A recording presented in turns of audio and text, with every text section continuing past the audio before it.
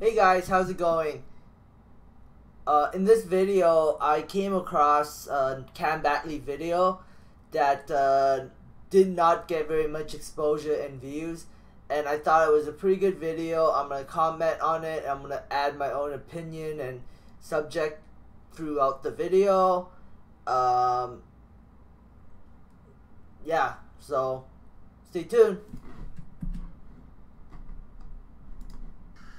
I think better when I'm on my feet. My favorite band is AC/DC. The lead singer, Angus Young, has a line I like, and that is, I'm a rotten guitarist when I'm standing still. And I fully believe that that applies when you're speaking as well. So I want to tell you a little bit about myself, about my company, and then talk about all of the things that we've touched on already, focusing on the economic impact and the exciting opportunities with respect to what Canada is doing with cannabis. First of all, I'm delighted to be here. I'm grateful for the invitation. I'm a Montreal boy, so this is a homecoming. My background, before I got into the medical cannabis business, I spent my whole career in the global biopharmaceutical industry, working for the World Medical Association and for companies like Pfizer and Bayer and Eli Lilly and Amgen. And when I was first approached to get into the medical cannabis business in 2014, it was a former colleague of mine in the pharmaceutical industry who reached out to me and said, I want you to get involved in this company. He was sitting on the board of a medical cannabis company, and I said, get serious. I do serious things, important things. I work on cancer drugs and new medicines for mood disorders and multiple sclerosis. And he goes, no, listen, what I want you to do is go and search up the data that exists on the use of medical cannabis in the management of a wide range of health conditions, symptoms. Read that, and then read about the endocannabinoid system. This is the system of receptors in the brain and the body that bind only with cannabinoids, the active pharmaceutical ingredients in cannabis. And so I did. And it was the first time I experienced something wonderful about this business. I was delighted to find out that I was 100% wrong. Absolutely delighted. And a light bulb went on over my head because I've worked in every therapeutic category in medicine. And I'm well aware of the vast unmet medical need that exists with respect to symptom management across so many conditions, from pain management to mood disorders to bowel disease to multiple sclerosis and epilepsy. And so it made sense to me immediately. So I got into the cannabis business, much to my astonishment. And Aurora was a little company when I joined them 2 years ago. March of 2016, I joined Aurora. We had 35 employees. We had a market capitalization on the stock market of about $70 million. Fast forward to today, Back then, Canopy was #1, and he was on Canopy. Aurora was just starting off, but back then it didn't really matter who was #1 or #2. But Aurora was, Battley considered Aurora last place, and he still went with Aurora over Canopy. He had other choices too, but he went with Aurora because he saw the vision in Terry Booth, and he liked the purpose-built facilities.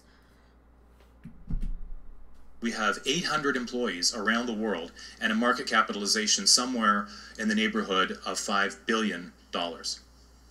And we are leading. Some of you may get confused, but basically the company went from, let's say, like $70 million market cap to almost $5.6 billion in a time frame of 2 years.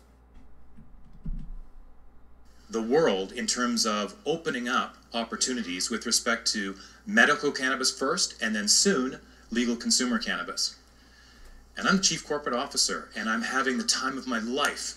And the reason why is it's a number of things. One, we are literally inventing a brand new global industry in real time, and Canada's leading the way.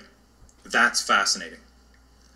Two, I get to experience people with knowledge and experiences that are so vastly different from my own. And at Aurora, we've created something very special. It is a hybrid company culture, a hybrid of suits like me, who come from mature industries, and people who come from the cannabis culture. And it is a remarkably harmonious thing. And it's all about learning from each other. That's one of the things that I've enjoyed the most, is learning from the people who come from the cannabis culture. And you wouldn't think that a bunch of suits and people from the cannabis culture could actually get along, but we've created something very special and unique. And it's set off by one thing in particular, one thing in common, and that is a sense of mission. A sense of mission. There is a practical idealism at work that is animating. And after spending 20 years doing what I thought was pretty important work, always with a sense of mission, I'm doing something that I really feel good about. And everybody at my company, at Aurora, feels the same way, no matter whether we are cannabis culture people or mature industry people. We feel that sense of mission, that we're doing something good, that we're part of something big, bigger than ourselves. And if you take a look at it, it starts with medical cannabis and opening up new alternatives for people who have not been able to achieve sufficient relief with standard pharmaceutical therapies or who had intolerable side effects. It starts with that. But now with the legalization project in Canada, we can feel good about doing something even better, even more important. We are looking at cannabis straight on and realizing that scientifically, this is a reasonably benign substance, a more benign substance than tobacco for certain, a more benign substance than alcohol for certain. If you take a look at the toll that alcohol has on individuals' health and on society at large, cannabis is a more benign substance. So we're putting it in its proper place, in its relative place. But perhaps more importantly, we are doing what Tahir was just speaking of, and that is we're righting an historical wrong. When cannabis is criminally prohibited, the negative impacts of that fall wickedly disproportionately on people of color, on Indigenous people in Canada, and on the poor. There is a cynical joke that maybe some of you have heard that's been around for a few years, and that is that cannabis has been legal for white people for a very long time. The practical implication of that means that, you know, if the police were to spot a Caucasian person who looked middle class using cannabis, I've seen it happen myself. They'd be told to put it out, take it away, but there'd be no criminal sanctions. That is not the case historically with respect to visible minority communities in Canada and the poor, and particularly in Canada, Indigenous people. So we're righting a historical wrong. We are opening up a new way of looking at a substance that's been with us all along, where Canada has one of the highest rates of use in the world. And we are also creating... That's kind of funny how he says Canada has the highest rates in the world. I didn't know that. I guess I kind of learned something new from watching this video, because I never actually... Maybe because... I think it's because of the population size. There's probably more user in Canada than in another country, because Canada has such a small population, so more of the population is likely to smoke pot than in the United States, because the United States has way more people than Canada. Maybe. I don't know. A huge business opportunity where Canada is the lead. So let's talk about the economic implications a little bit.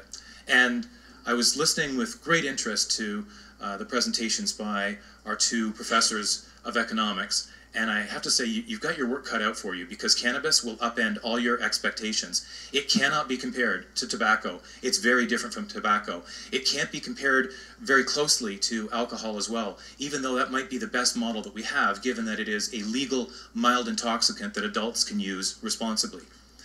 It is so different for a number of reasons, and I'll just touch on a few of them. The first use that people are aware of for cannabis is dried flower. Some of us, certainly not me, who used cannabis in the past, would have most likely received it in a baggie, right? A few grams in a baggie.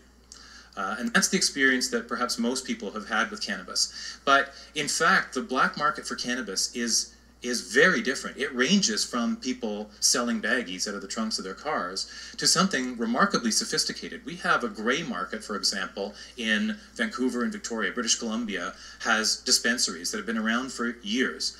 These are cannabis retail shops, and some of them are simply, frankly, excellent. Absolutely excellent. I have friends now who are dispensary owners in Vancouver, and I want to add a comment to the Vancouver dispensary. I've been to Vancouver, and it's literally like super easy to get cannabis there. You just go into one of these. Like basically around every corner in Vancouver, there's some kind of dispensary. You can't walk like five blocks without seeing some kind of dispensary. So yeah, there's a lot of dispensaries in Vancouver. I wonder what's gonna happen to them when legalization starts, because these are kind of illegal dispensaries that the government is decided to turn their head because they couldn't really stop the people from opening up these dispensaries. But I wonder what's gonna happen when legalization's in full effect. I'm curious. Maybe I'll go down to Vancouver and check it out for myself. the quality of the customer care they provide, the range of products they offer, and the passion that they feel about their work is really admirable. And so I want you to stop thinking, if you're still thinking about cannabis as dried flower or buds, start thinking about what we see in Colorado, Washington, California, because that already exists, that market with sophisticated products that are professionally branded and shrink-wrapped. Normalized products, that already exists in Canada at the dispensaries available in multiple cities across the country. So we talk about vape pens, which look like an electronic cigarette, and they contain products that contain formulations of cannabis oil that we're, as Canadian licensed producers, not allowed to produce just yet. And that's something we need to address, because the federal government and the provincial governments are making some errors with respect, in my view, with respect to cannabis legalization. It's not worth panicking about. There is time to evolve. I know it will happen, but we do need to point the way and encourage them. So very, very sophisticated consumables, edible products, everything from chocolates to capsules, a very, very wide range. And one of the most attractive segments of the market is cannabis-infused beverages. And so I've met with a company recently based out of Washington State that produces cannabis-infused beverages that are going to give beer a run for its money. And I'll tell you why. Because these cannabis-infused beverages, just picture a bottle of soda, but these have no calories. They're basically flavored waters. There's no taste or smell of cannabis at all. It's a lemon lime, or it's an apple cider, or it's an orange-flavored beverage. There are even beer-flavored beverages that taste exactly like they're supposed to, and they contain nothing but cannabis that stays in solution, and it's been formulated to have rapid onset of action.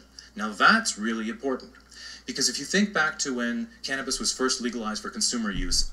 Okay, I want to add something to this. I think, for you guys that don't know, T-God had to deal with that. I can try to show you guys the cannabis benches. T-God.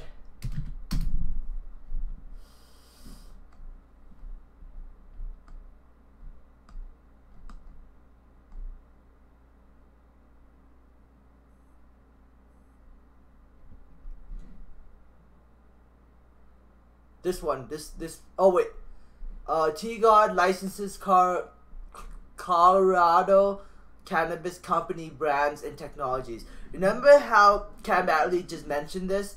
I think they gave it to T-God because T-God and Aurora are kind of partners, so they probably just let T-God take care of the beverages, and so they gave T-God the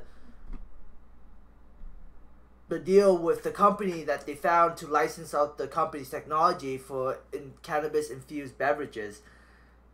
That's just a theory. I'm just pointing it out, but because the T-God and Aurora partners, I'm assuming anything T-God invents, Aurora will have access to, and anything Aurora invents, T-God will have access to. So they're working together, they're partners, and yeah. I just have to point that out, I guess, because this is my own video, and I'm not just taking 100% of this. In Colorado and Washington, there was a spate of visits to emergency rooms, and virtually 100% of the time, the reason why that happened was that people, for the first time, people who were cannabis naive, used ingestible forms of cannabis. Now, Briefly, for those of you who don't know, and I hope most of you already do know this, but when cannabis is inhaled, either smoked or used via a vaporizer or a vape pen, it has a rapid onset of action. It starts to work very quickly because it's absorbed by the lining of the lungs. And it has a short duration of action. It'll last maybe an hour or two. Now, when it's ingested, it's a different story. It has a delayed onset of action, and this is problematic. It can take an hour or two, depending on how big you are, how much you've had to eat, how recently. It can take an hour or two for the effects, whether medical or consumer, to kick in. And it can last for a long time. It can last for 8 or 10 hours. And that's one hell of a commitment to being high. You're not doing a lot after that.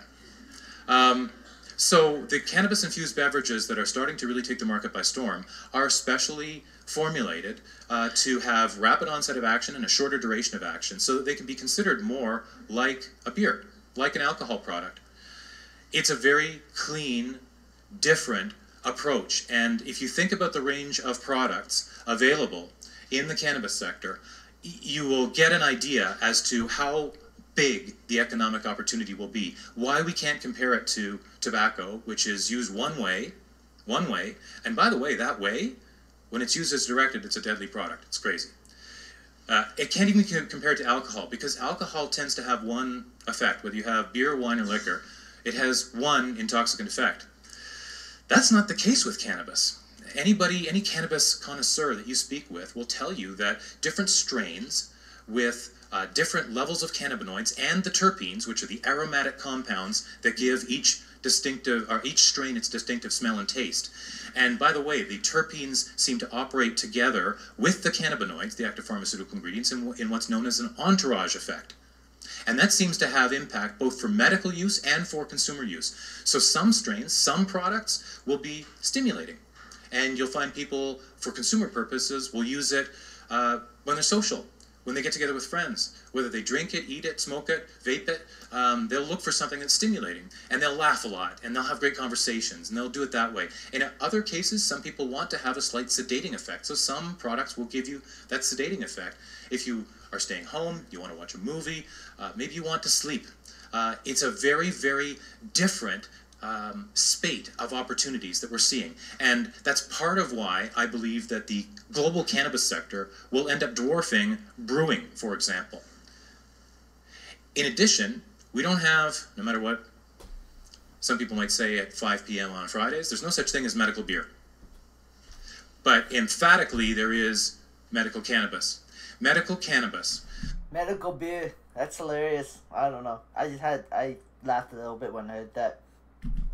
It's a problem for the federal government, and I was fascinated by the discussion that we had earlier with respect to taxation of it, because one of the things I love about my job is I am not just a businessman. I am that. I work for a for-profit company. It's my plan to work with my colleagues at Aurora to go global even more than we are and to be the biggest cannabis company in the world. That will make me very happy.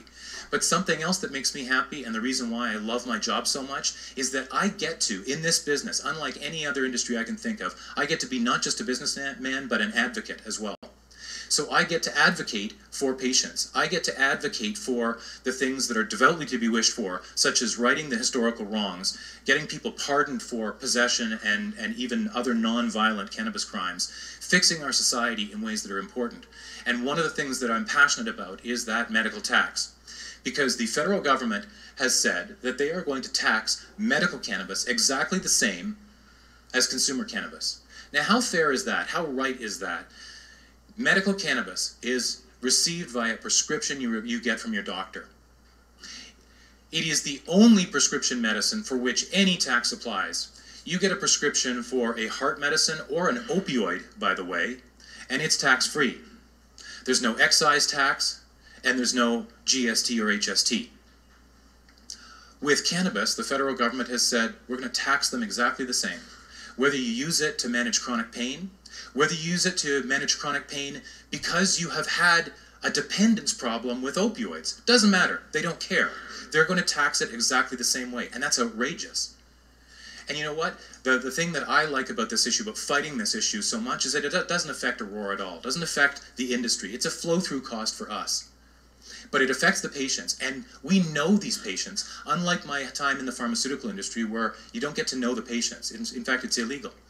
We can have back and forth relationships. I become friends with our patients, and I know what their struggles are. I know the burden of chronic illness that they deal with, whether it be pain, whether it be epilepsy, whether it be a crippling mental illness. I understand what they're going through, and a lot of these people are already living in income-constrained situations. And to add an additional tax burden on top of them is outrageous, and it's particularly outrageous for the reasons that a gentleman I respect a lot, Bill Blair, has said. Bill Blair has done great work on this file, the former chief of police in Toronto. He's done amazing things, and the federal government in Canada deserves a lot of credit for what it's done with a much more rational attitude than the past with respect to cannabis, but they haven't gotten everything right. And one thing that they've gotten wrong, and I've heard it out of Bill Blair's mouth a number of times, is that if we tax consumer cannabis, but not medical cannabis, people will fake it. They'll lie to their doctors. Doctors will write prescriptions, and people will lie to get in the medical cannabis system.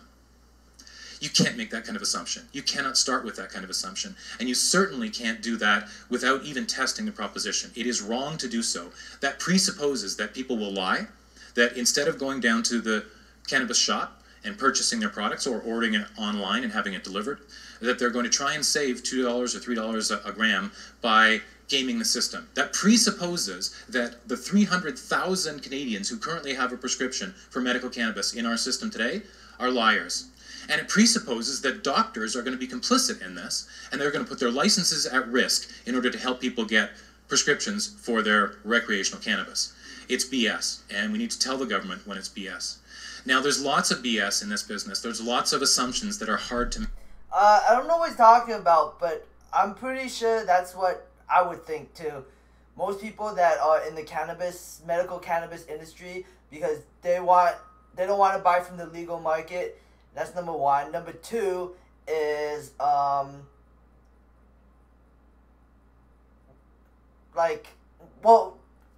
lying because they just want cannabis, I guess. I don't know.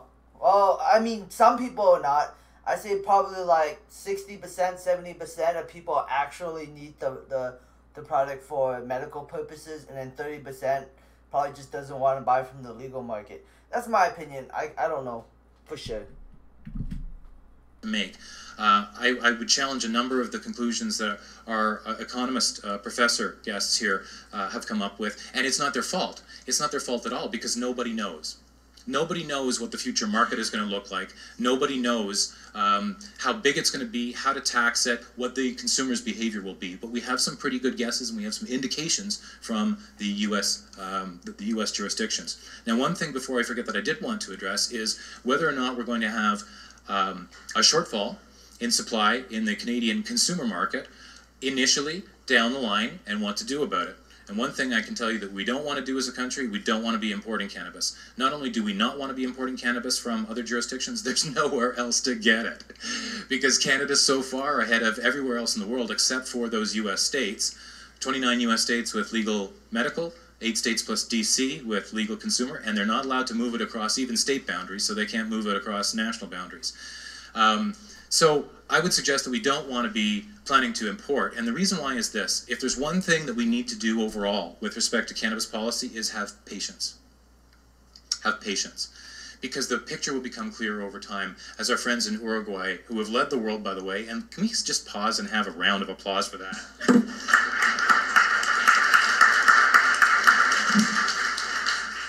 So let's have some patience. That doesn't mean don't put pressure where it applies. It doesn't mean stopping advocacy or activism with respect to cannabis. But let's have a degree of patience until the picture becomes a little bit clearer. But one thing that we can anticipate is that it's possible initially, right after consumer legalization, which I'm betting $5 will be in September, not July, but only $5. Only 5. Could be later than that. When it happens, will we have a shortfall in supply? Potentially, for a short period of time. But here's the thing, and let me throw some numbers at you. Aurora is the second largest cannabis company in the world by revenues and by market capitalization, and we are growing like a what? Yeah. This industry is also the world's #1 source of bad puns. Did you know that? So we're growing incredibly fast. And in terms of just one... I have to say, he's pretty good at entertaining people. He made them clap. He made them laugh. He overall, Cam Battley just knows how to talk to people. That's why he's such a good spokesman. Companies' capacity. We currently have licensed capacity, that is licensed by Health Canada, of, let's say, licensed to sell 4,800 kilograms a year. 4,800 kilograms a year, yep. Licensed to sell. But we've got 5 facilities in Canada already. We've got 2 in the Montreal area, we've got 1 in Saskatchewan, we've got 3 in Alberta. And by the end of this year, our license capacity will be 150,000 kilograms per year, 150 tons. You guys heard that? At the end of this year, the capacity will be 150 grams per year. So, starting in 2019, they'll be producing, I don't know, like 150. Is this Paul calculated?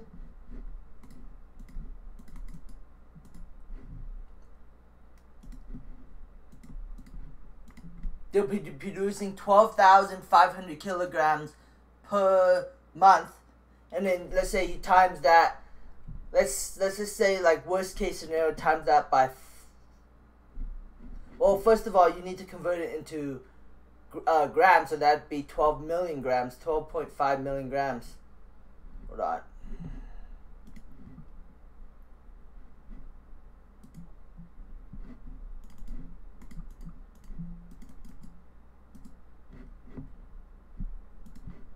Times, let's say $5. $62 million per quarter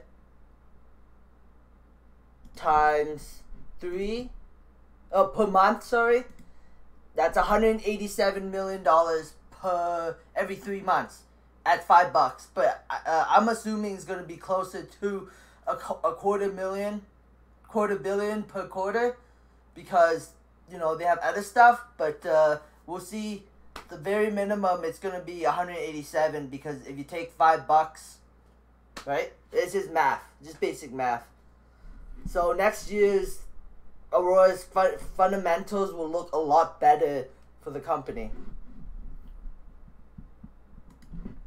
By the end of next year, Aurora's global capacity, including the 1 million square foot facility that we're building in Odense, Denmark, will be 430,000 kilograms per year.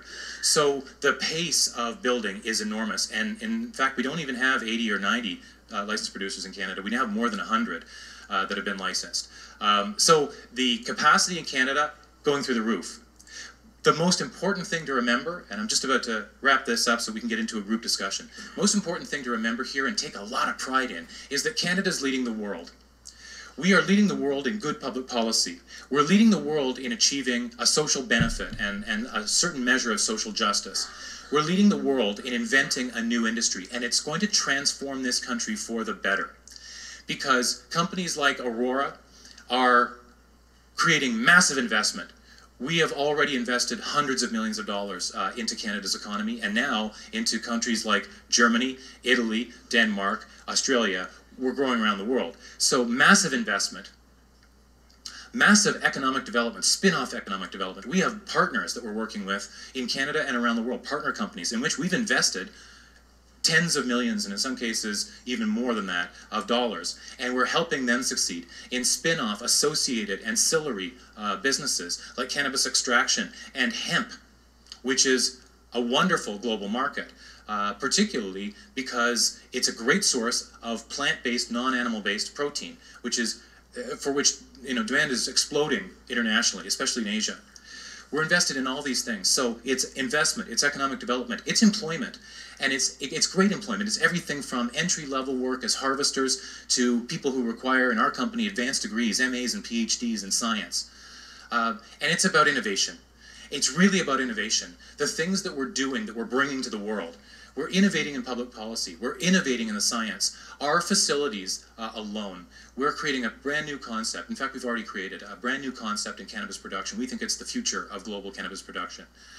We have a 800,000 square foot facility at Edmonton International Airport that is a closed system hybrid greenhouse with overpressure, controlling with precision every environmental variable. It is producing cannabis with efficiency like nobody's ever done before on a mass scale with high quality and at ultra low cost per gram. We're doing more of that. We're doubling down on that. We're building another facility the same size, even bigger, 1 million square feet in Denmark.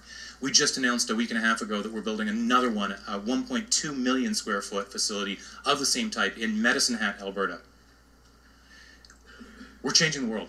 Canada's changing the world. It's time for a little bit of a measure, a little bit of a victory lap, a little bit of a measure of patriotic pride. And now let's go forward. Let's fine-tune the laws, the tax laws, the packaging laws, which are ridiculous, and all of the retail sales laws that range from government monopoly control in provinces like Ontario and Quebec, which makes no sense and will not succeed in replacing the black market, because we all know that monopolies are really good for everybody, right? But they keep out the small businesses, the entrepreneurs, and the people who come from the cannabis community, the people who've worked so hard and have driven the changing attitudes with respect to cannabis in Canada. There is room for everybody if government will get out of the way, and that's, I think, what the government has to wake up to, both federal and provincial. Thank you very much for your time. That was a great video interview. And I'm surprised that it didn't get very many views. I guess nobody came across it, and it was kind of hidden in the back of YouTube. So whatever, but I'm here to make a video out of a video. Alright, thanks for watching, and if you like this video, please give me a thumbs up, subscribe for future updates, and have a great day. Bye!